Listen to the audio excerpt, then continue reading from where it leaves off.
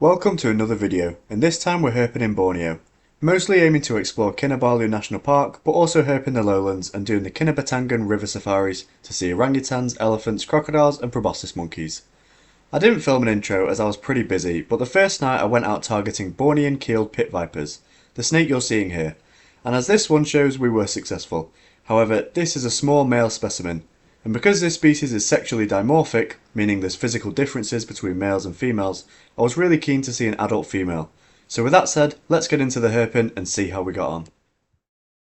Guys, check this out. Seconds after I've just seen that little male tropidolaemus subannulatus, we've got a beautiful female here. This is what I really wanted to find, to be honest. It's entirely possible also that this is actually the mother of that little male we just found. Very similar area. I hope I'm not blowing her out too much. This is what I was talking about, the beautiful colours, the yellows, the blues in there. This is what I really wanted to see. And also, this is another example of how perfectly snakes sit in situ, especially vipers. So I'm not going to need to move this snake at all. I'm just going to do some photography here. And you couldn't ask for a better pose than that. That's beautiful. I'm just going to do some shots and then I'll show a bit more footage of this beautiful female snake. North Philippine temple viper. Well, I've done some beautiful photos of this snake. Well, that's not me being cocky, the photos aren't great, but the snake is beautiful. And I actually don't know what more to say, but I do want to just film this snake a little more. And hopefully I'm not blowing her out too much, but this was the target species for tonight. And I'm so happy to find this in situ in the forest. It's literally, I've got a bit of a trail, you can't really see it running past this tree. And I just peeked my head around this tree and she was just glowing in the head torch. And that makes tonight very successful. Beautiful female tropidolaemus subannulatus here on Borneo. This is what it's all about right now. I do get conscious in my videos that I get too gushing and you play it back and think you're getting too giddy, but enjoying seeing snakes like this in situ, photographing in situ, filming them and then leaving them undisturbed and getting to witness snakes like this in the wild is what it is all about. But like I say, we've disturbed her enough now. I've hopefully got some footage where I've not blown her out too much. So we're going to leave this girl be now. What a great snake. These were the best shots I got of this snake, all taken exactly where she was sitting, and they hopefully give you a clearer view of it because I can never find good lighting on green vipers. These are one of the most common and widespread vipers you can find on Borneo and are closely related to the more well-known Wagler's pit viper. Due to their arboreal nature, I was particularly lucky to find one low enough to photograph without disturbing, which is always a bonus. We then found the first colubrid of the trip, which you'll see now. And I didn't get an in situ shot unfortunately, so I was just photographing a frog in this drain and I looked up and this guy was just disappearing down this branch, so I didn't manage to actually get a shot in situ, but managed to get a bit of footage for you. This is Dendrolaphis caudalineatus. Similar to the one we saw on the boat yesterday, that was Dendrolaphis pictus, but this is the other species you find here. And I think it's the nicer of the Dendrolaphis that you find here, with those dark stripes going down the side of it.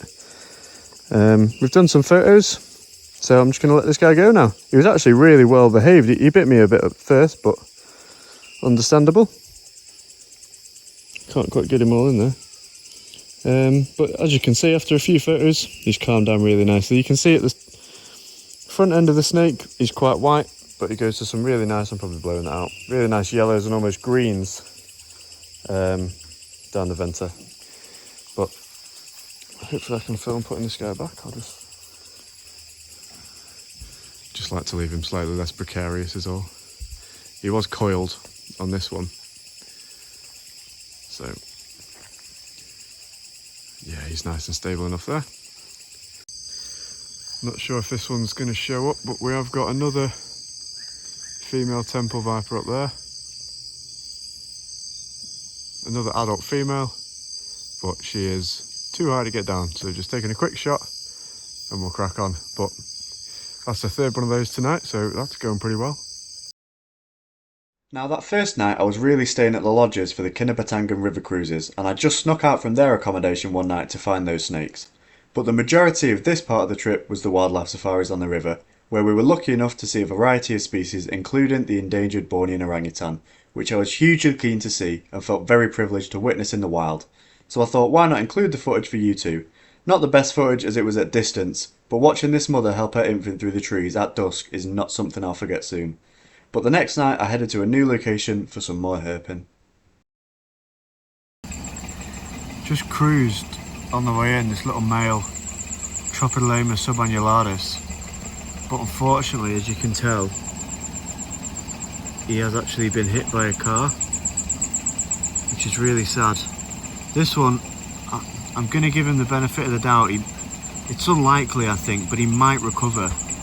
This also goes to show why, if you can see a snake's been hit by a car, a venomous snake that is, don't assume it's dead and pick it up and touch it or anything like that, because you may just get bitten. Yeah, he's not thriving. Maybe I should do the right thing by this one. I don't think he's going to recover, unfortunately. He was looking alright, but looking at that movement, he's been hit, unfortunately. Let's move on. What do we think? Are we going for the river crossing? Not sure if this is wise. I have also just developed the Axia thread on an engine light, but it's still running, so I'm still herping. And we all know I'm going to go for this river crossing, so let's get it done. I think she'll make it. It doesn't look that deep. I'll keep filming because why concentrate on the driving at a time like this? Yeah, might work. Onwards. Well, this is more positive, guys. We've just got a fully live tropidolaemus subannularis borneankeeledpitviper. And this one's a male. You can tell it's a male, not a juvenile female, because if it was a female, those red and white spots you can see down the flank of the snake, they'd be stripes, or they'd certainly be sort of longer, elongated blotches. Because these ones are just spots, we know it's a male. Well, I've got a car coming.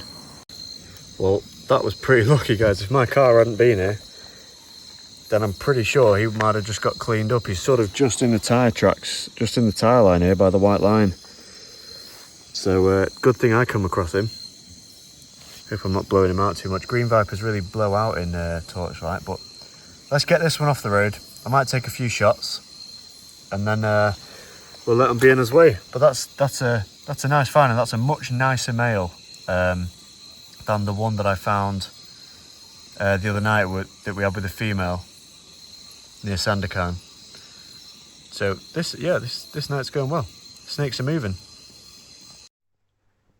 Again, I've included these pics because it was a particularly nice male and well worth photographing, although from the head wound you can see this one has clearly sustained an injury from something before and likely survived a predation attempt in the past. There we go, that little male's off the road now, and he's hopefully not going to get squished. Beautiful snake. Really nice little male. I felt the males of tropidolaemus are not appreciated enough, because the females tend to steal the show a bit, but in their own right, they are really nice patterned little snakes. I think this might be getting a little bit much now for the little Paraudua axia. Yeah, I'm gonna have to turn around. Well, it's a species we've seen before, but I just had to take a closer look at this Dendrolephis cordelineatus, because you do get some other quite nice Dendrolephis species here, such as Kopsteini, Formosus as well. So I did actually just check this one out and grab a few photos. So while he's sitting nicely like that, which actually was surprisingly easy for Dendrolephis, I thought I'd just get a little bit of footage, because I actually do think these are really nice snakes. I really wasn't bothered about them through this whole trip, and as I found them, that's actually a beautiful snake. They've actually grown on me a lot, these ones. So first snake of the night as well, so it's getting us started after that DOR subannularis. I'm just going to pop him back now exactly where he was and leave him be. This is the best pic I got of this one, sat on the rock, which I was actually quite lucky to get because these arboreal snakes don't sit still for long. Guys, look at the size of this sunbeam snake we've just got. Xenopeltis unicolor, and that is a big sunbeam snake. That is a really big one. I've never seen one this big. Let me just, hopefully, if I use the hook, you won't get quite so worried. Yeah, that's a fantastic snake to find. The night had gotten a little bit quiet. I'd walked some trails in the hope of finding Sumatranus or maybe even Craspedocephalus borneansis with no luck. And then I've just driven the gravel road again, torching the sides, and I found this thing. What a nice snake. Well, this sunbeam snake calmed down really quick, so I thought, well, he's sitting still. Just take an opportunity to tell you a bit about them. These snakes are found in quite a wide range of habitats because you can find them in agricultural lands, primary, secondary forest, up to, I think the field guide quotes, up to an elevation of around 12 to 1300 metres. They're oviparous, meaning they lay eggs, no venom whatsoever, and their diet consists of mostly reptiles. They eat some snakes, which is quite interesting. They also eat lizards and I'd imagine frogs and amphibians too. And one interesting fact that I have been told about these kraits, but I actually don't know if it's true, is apparently they have a resistance to crate venom. And I've also heard stories, but again I've never actually seen it documented, that they've been found eating kraits. Now I'm not quite sure I buy that, but I could believe they've got a resistance to the venom or some kind of immunity, so these guys will probably make up a smaller proportion of kraits diets than other snake species. And I just really love them because the sheen on them is fantastic. You can see how they get their name, the sunbeam snake. And this one isn't even as nice as the one that I found in southern Thailand, but it's still a beautiful snake. Look at that. It actually shows up quite well in the phone light, I think. But we've disturbed him for long enough. Well, I say him, I suspect this one's a female. Let's get her off. And she was just literally, I just saw her coming out onto this track, crossing from left to right. So she's going back into that stuff.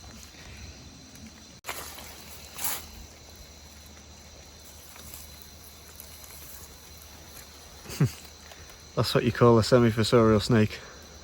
Just vanished into thin air. These sunbeam snakes are always a welcome sight, and although the targets for this spot were Sumatran pitvipers and Bornean leaf-nosed pitvipers, which I failed to find, this snake was still a great way to end the night. After this, I finally managed to organise a guide for Kinabalu National Park, which was the main place I wanted to herp. Alright, we've just pulled up. It's time to get out there and herp in Kinabalu National Park, which I've always wanted to do. And I also just wanted to show that I am not poaching or anything like that. To herp here, you have to apply for a permit and you have to go out with a guide. I'm doing this all legit, so hopefully we can find something tonight. I've got 2 pairs of eyes instead of 1 because I've got a guide, so let's see how we get on.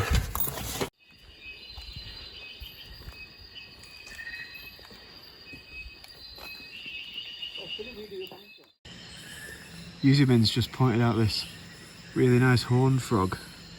I'm not sure exactly what species this is, whether it's a Megophrys or another genus. I'm going to have to do a bit of an ID check on this one, but whatever's on your screen now is what this frog is. And that's a pretty cool frog. That's a noteworthy frog. Worth stopping and getting the camera out for. But we'll leave him be and carry on our way and see what else we can find, because we've yet to get the first snake. These frogs were well worth a quick photography session with, and these pictures will again show them a bit better than the footage. I also saw these montane large-eyed litter frogs, which were another cool frog species that I didn't film, but are definitely worthy of showing you these few shots of. Yuzumin's just spotted the first snake of the night here. This is Calamaria Schmidt's reed snake. And that's picked up the night because we haven't found a snake yet, so pretty grateful to find this one. This probably is one of the most common snakes you'll find here. But I'm still grateful to see it. It's a new snake for me. And they are really nice, the Calamaria genus.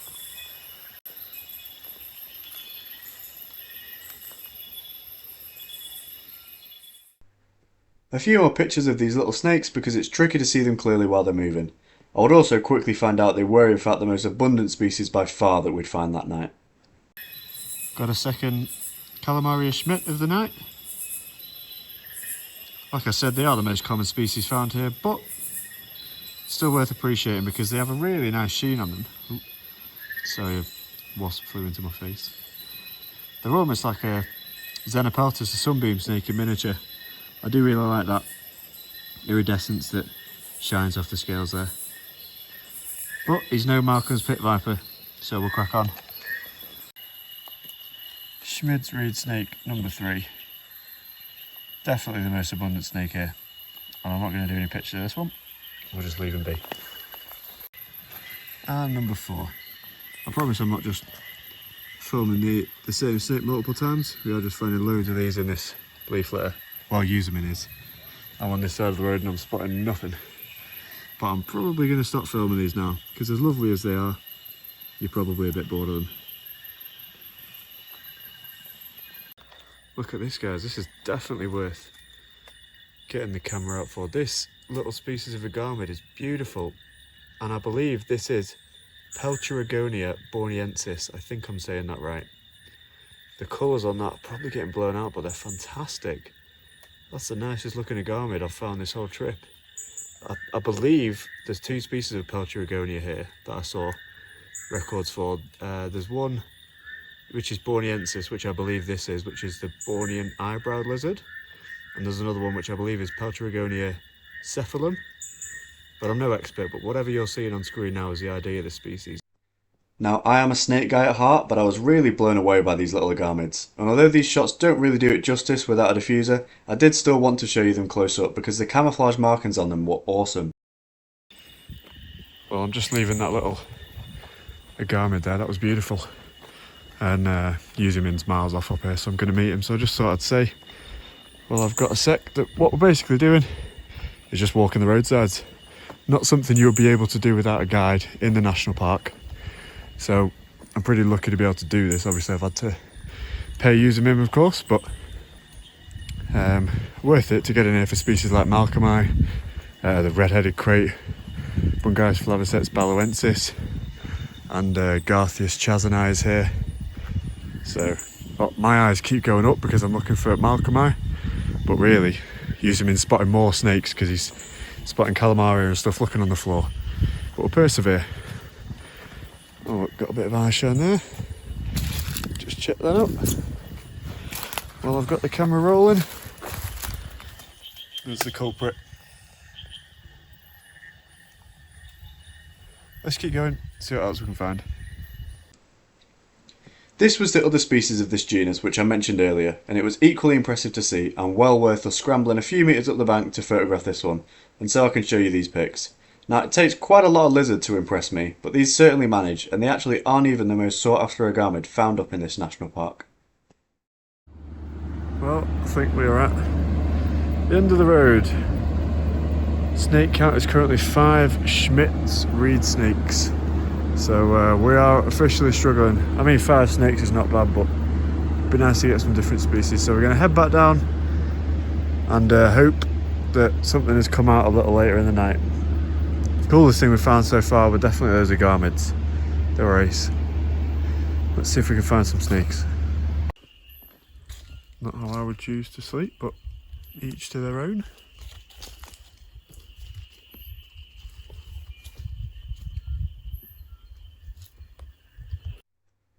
I've included this picture which demonstrates a slightly more natural sleeping position for this species. Well, on the way back, we've just found this very defensive Tremosaurus sabahai, the Sabah pitviper. This one is a juvenile male,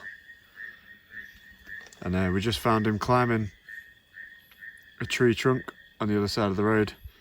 I've just popped him here to do a few pictures. These are the more common pit vipers. If I can just get that camera to focus. These are the more common pit vipers that you find in Kinabalu National Park. And obviously Malcolmi and Garthius are the 2 much rarer pit vipers. But this picked up quite a quiet night, so we're very grateful to get this one. I'm trying to get that camera to focus. It won't quite focus on him. If he stays still for some pictures, I'll get a bit more footage. Well, he sat slightly still for a few photos, but this was the most defensive Chimaerosaurus I have ever worked with. So because of that factor that it was extra stressed out, I've kept the photography down to just a few shots with either lens, which I'll put in now. And then we're going to release this snake dead quick because we don't want to stress him out. You can see it's a male because the females wouldn't have this red stripe that runs down the line where the dorsal scales meet the ventral scales. But he's picked up a quiet night and he's given us faith that there might be some more snake activity going on later in the night. So it's good stuff. It was nice just to find any viper species on this difficult night of herping, and this being the only one of these Sabah pit vipers we saw also demonstrates what a tricky time we were having, because these can actually be found fairly abundantly in this area when conditions are right. So at least we ended the night on a high, because this was actually the last find of the night and concluded a great first trip to Borneo, where I found a lot but also missed a lot, so there's definitely plenty to return for. Thank you very much for watching, feel free to pop any questions in the comments below, and I'll see you in the next video.